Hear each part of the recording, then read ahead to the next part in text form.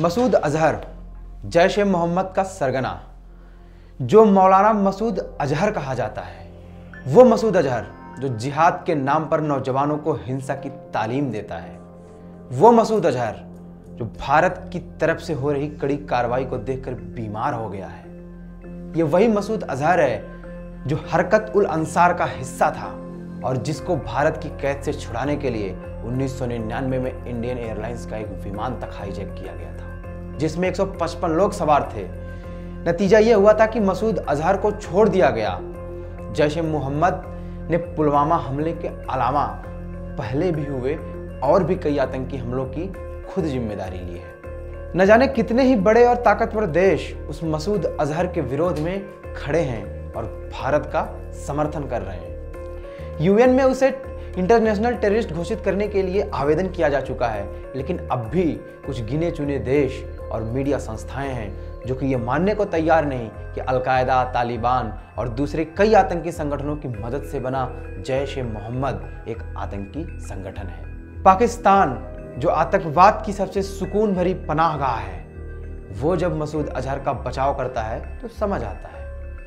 Al Qaeda और तालिबान को चरमपंथी संगठन कहने वाला बीबीसी मीडिया संस्थान भी जब जैश ए मोहम्मद को चरमपंथी संगठन कहकर संबोधित करता है तो भी समझ आता है। लेकिन अपने चंद फायदों के लिए, भारत से दुश्मनी निभाने के लिए और पाकिस्तान का दुलार पाने के लिए जब चीन मसूद अजहर का समर्थन करता है तो समझ नहीं आता। चीन हर बार अपना वीटो लगाकर यूनाइटेड नेशन की तरफ से मसूद अजहर को इंटरनेशनल टेररिस्ट बनाए जाने पर रोक लगा देता है। इस बार भी चीन ने यूनाइटेड नेशन को बाकी देशों की तरफ से दी गई अर्जी पर खुलकर मसूद अजहर की खिलाफत नहीं की। वो शायद भूल जाता है कि दुश्मन का दुश्मन दोस्त वाली रणनीति तब ठीक नहीं होती जब बात विश्व एकता की हो, विश्व की सुरक्षा की हो। वो शायद भूल जाता है कि चीन पाक इकोनॉमिक कॉरिडोर उसे भी आतंकवाद के गढ़ पाकिस्तान से जोड़ता है। चीन को अगर ये बात समझ आती है और इस बार यूएन की तरफ से मसूद अजहर को इंटरनेशनल टेररिस्ट घोषित कर दिया जाता है तो फिर मसूद अजहर पर कई तरह के प्रतिबंध लगा दिए जाएंगे और पाकिस्तान पर मसूद अजहर के खिलाफ कार्रवाई करने का दबाव बढ़ जाएगा। यूएन की तरफ से इंटरनेशनल टेररिस्ट घोषित होने के बाद मसूद अजहर की विदेश यात्राओं पर प्रतिबंध लगा दिया जाएगा। मसूद अजहर पाकिस्तान से बाहर नहीं निकल पाएगा और ऐसा हो जाने से उसकी आतंकी गतिविधियों पर काफी हद तक लगाम लगेगी। ये बात दुनिया में किसी से नहीं छुपी है कि आतंकवाद फॉरेन फंडिंग की नींव पर ही पनपता है। बहुत से देश दबे तौर पर गुपचुप तरीके से आतंकवाद का खर्चा चलाते हैं। जैश ए मोहम्मद को भी ऐसे ही देशों से पैसा पहुंचता होगा। लेकिन अगर यूनाइटेड नेशन ने मसूद अजहर को इंटरनेशनल टेररिस्ट घोषित कर दिया तो उसकी फॉरेन फंडिंग पर भी रोक लगेगी और फॉरेन फंडिंग पर रोक लगने का नतीजा तो आप समझ ही रहे होंगे। यूएन की तरफ से इंटरनेशनल टेररिस्ट घोषित किए जाने के बाद मसूद अजहर की विश्व में मौजूद सभी संपत्तियों को फ्रीज कर लिया जाएगा। ऐसा हुआ तो अपनी उन प्रॉपर्टी से नियंत्रण खो देगा और उन संपत्तियों में किसी का इस्तेमाल नहीं कर पाएगा। कुल मिलाकर सिर्फ पाकिस्तान ही बचेगा जो उसकी पनाहगाह बनकर रह जाएगा। मसूद अजहर को जो कुछ भी करना होगा वहां बैठे बैठे ही करना होगा और इससे उसकी गतिविधियों पर काफी हद तक रोक लगेगी। यूएन की समिति जल्द ही फ्रांस, यूएस और ब्रिटेन की तरफ से दायर याचिका पर अपना फैसला सुनाएगी और हमें इस फैसले का इंतजार है, क्योंकि हमें देखना है कि पिछली 2 बार की तरह चीन इस बार भी मसूद अजहर का बचाव करता है या नहीं। अब हमें यूएन के फैसले का इंतजार रहेगा। लेकिन इसी बीच पाकिस्तान के विदेश मंत्री जैश ए मोहम्मद का बचाव कर रहे हैं। कल तक जहां जैश ए मोहम्मद पुलवामा हमले की जिम्मेदारी ले रहा था और यह खबर सुर्खियों में थी कि मसूद अजहर बीमार है और पाकिस्तान चिंता में है, लेकिन पाकिस्तान के विदेश मंत्री शाह महमूद कुरैशी ने बीबीसी को एक इंटरव्यू देते हुए कहा कि पुलवामा हमले में जैश का कोई हाथ नहीं। अब सोचने वाली बात यह है कि पाकिस्तान इतना क्यों मेहरबान है जैश पर, जबकि जैश खुद कह रहा है कि हमने पुलवामा अटैक करवाया। पाकिस्तान कह रहा है उसका कोई हाथ नहीं है। कुरैशी के इस इंटरव्यू की जमकर आलोचना हो रही है। उन्होंने साफ शब्दों में जैश का समर्थन किया है और कहा है कि हमने जैश से संपर्क किया है और उसने अटैक की जिम्मेदारी नहीं ली है।